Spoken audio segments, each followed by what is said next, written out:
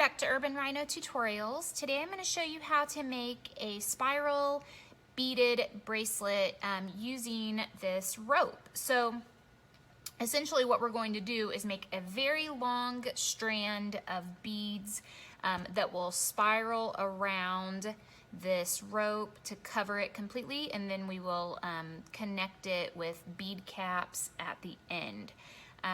The rope that I am using is a 1/2 inch. The bead caps, because a lot of times the bead caps come in millimeter sizing instead of inches, but is going to be slightly bigger than 1/2 inch. So these that will fit are 9 millimeters. And then I think you can use anywhere from 9 up to about 12 millimeters. So I have like these rose gold ones as well that are really pretty. But with those, when we finish the end, you will actually glue them into place so that they stay. There's that fun clasp bell that we always hear.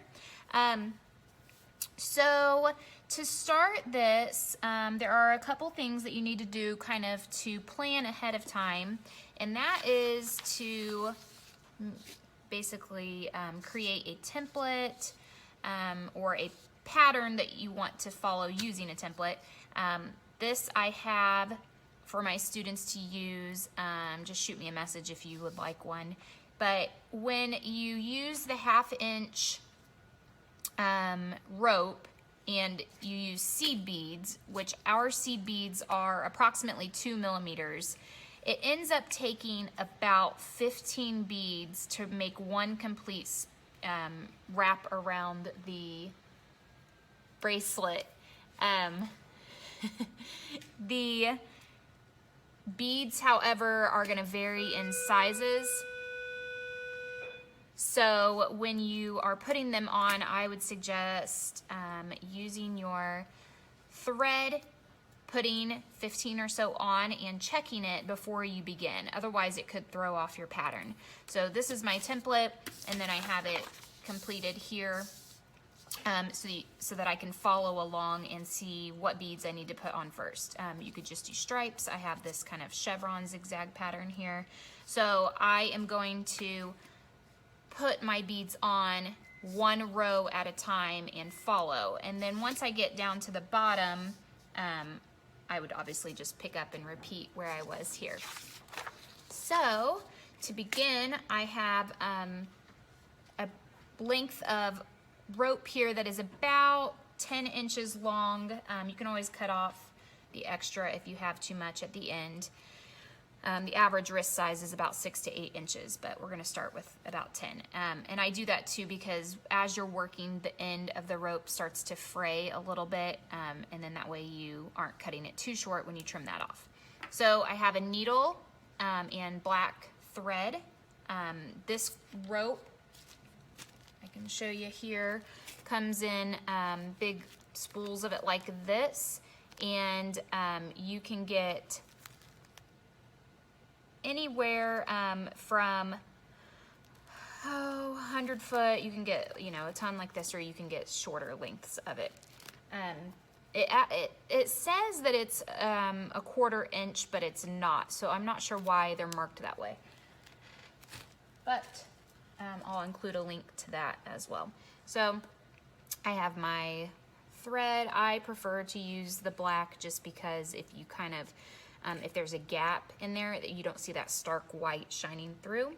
But if you are doing lighter colors, like the majority of your bead colors, if they are lighter, I would suggest doing the white rope. So I cut off a length of thread. Usually I just do like an arm span of it.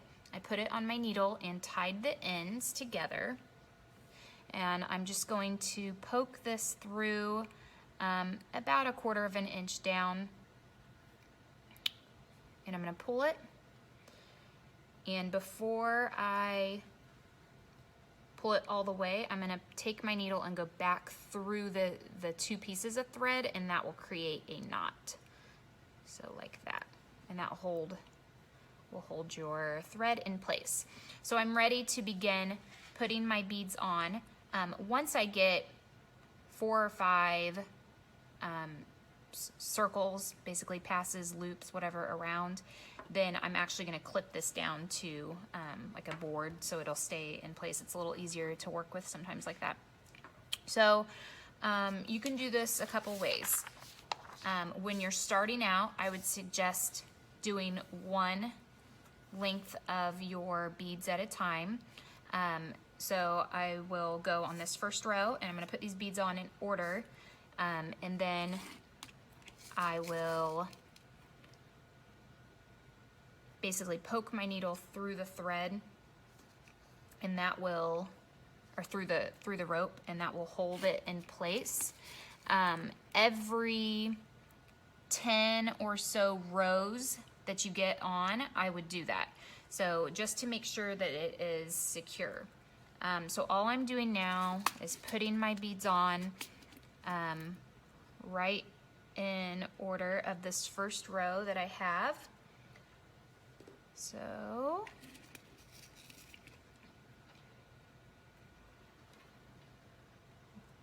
like this, white, purple,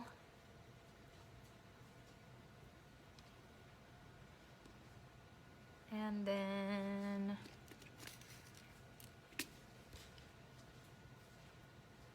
white. And then once you get quite a few on here, if you want, you can do enough for 10 rows and just put all the beads on and then wrap it around and then take your needle and go through, if that makes sense. So I'm gonna make sure I'm not losing my spot here. And there are several different ways of doing this. I've seen this done before where people do sort of like a brick stitch, which is a much more complicated way of doing it. But if you do that, then your beads, instead of the hole running this way, is going to be this way. So your beads are more staggered in like a brick pattern. So you can see this is quite a time-consuming project for sure, and especially if you choose to do more of a pattern instead of just doing stripes or doing like color blocking. So remember, the color blocking is where you do a section of color. So you might have, 5 rows that are turquoise, 5 that are white, and so on. If you do that, you don't have to think as much about the colors that you're putting on every single bead you put on, and so it tends to go a little faster. Try not to lose my place while I'm doing this. So even with this, you can see I'm talking, but I still have to stop and make sure that I'm putting these, the correct ones on. So I'm at purple, white, and I'm just going to finish up this row and show you what I mean by running your needle through the rope. Flinging beads at me. And then I'm going to actually go through and put all the beads on, because you definitely don't want to sit there and watch me do all that. And then I will show you how to put the end caps on.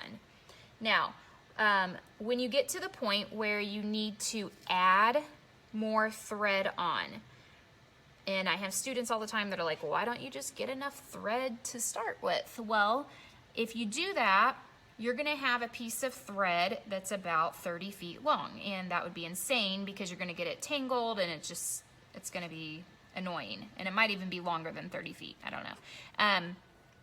But when you get to where you have a couple inches of the thread left, you will cut right below the needle, so you're cutting the thread. You'll get a new piece of thread and put it on the needle, just like we did at the beginning. So take the 2 ends and tie and pull them together, and then you want to tie your 2 new ends onto the existing thread that you have, and then you can just continue on.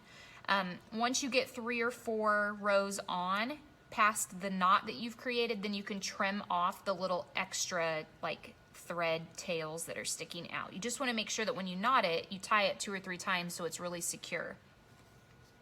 So I have my first row completed and on here. So when I wrap it around, you can see, and you want to make sure your beads are pushed together. You don't want to leave any gaps. But you can see that they wrap around and make one complete pass, one complete loop all the way around it. So if I wanted to make sure that that stayed secure, I could do one of two things. I can just poke it right through the thread, or I can go through that first bead I put on there, which is what I'm gonna do. And like I said, you do not have to do this with every loop you create, or you would be doing this forever.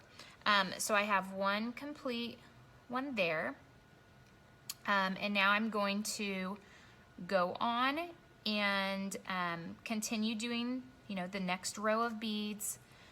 And I'll probably do 10 or so rows, and then I'll repeat that step where you go through the bead just to make sure it stays in place. If you find that yours are moving around a bunch, I would periodically take your needle and thread and actually poke it through the cord.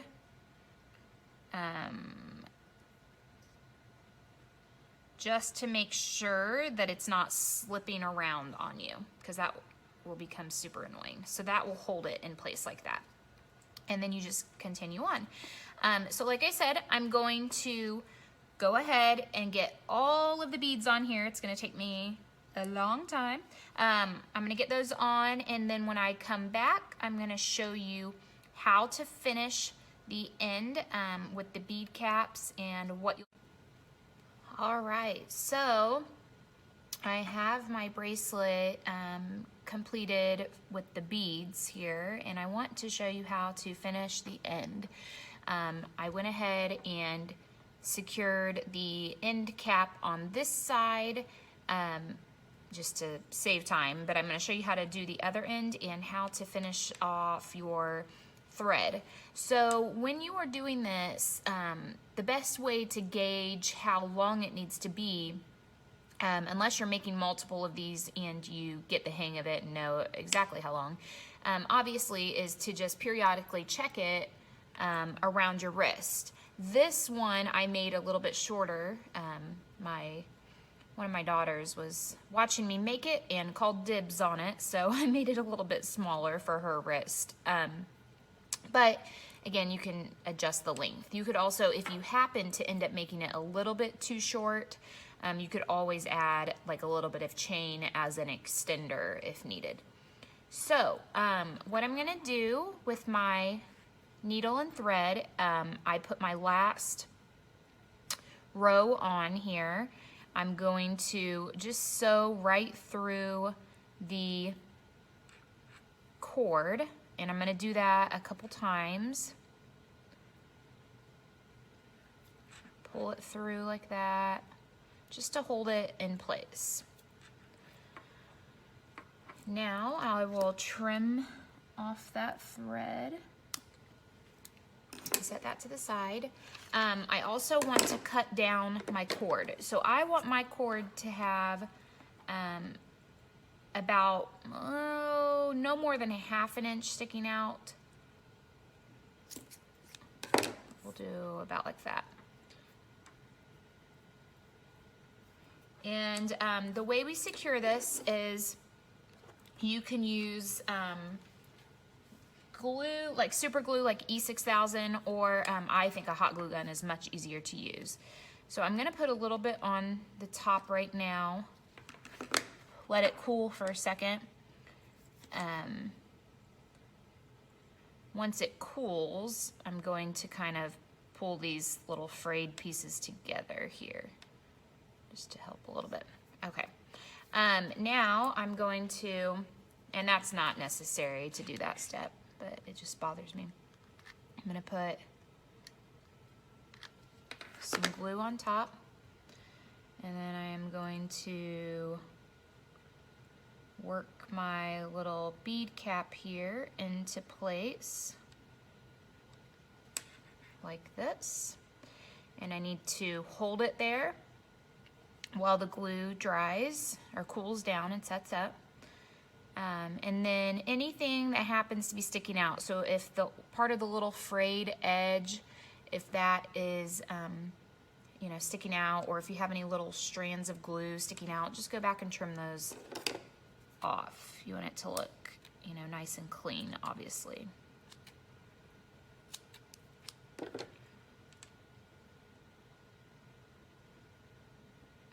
Okay. So that is the finished section there. I've got a little bit of glue like this. So our finished bracelet, you can see if you look closely the pattern that was created. And you know, in your cord, your rope, if it starts to twist, obviously it might warp the pattern. I will tell you that this took me, I would say if I didn't stop, it probably took at least 4 hours to put all these beads on. When you do a pattern, especially a complex one like this, it takes a lot of time. If you were to do just stripes, or if you were to alternate your beads, so I've had a student where they did like a rainbow, so they did red, orange, yellow, green, blue, violet, like, and just continued that at every other bead repeated like that. That's gonna go a little bit quicker, so just keep that in mind. So now I just want to finish the ends. I'm gonna use my pliers. I can find them in my pile here. And I'm gonna put a larger jump ring on one side. So I'm gonna open up my jump ring and hook that onto the bead cap. And then on the other side, I'm going to put a smaller jump ring and connect my lobster clasp. I've had people ask if you could use a toggle clasp, and I would not recommend that for this particular project. I just think the lobster clasp is more secure. So close that up completely. And again, I realize this is small, but my 4-year-old has a little wrist. If I wanted to wear it, I could just add a chain extender onto it. So, my little lobster clasp is stuck closed. There we go. So you can see here the finished bracelet. Super cute, not difficult, just very time consuming. So if you have some time to spare one day, it's definitely fun. Thanks for watching this video. Make sure you stay connected with Urban Rhino on social media. And don't forget to give this video a thumbs up, comment below, and of course, subscribe to our channel.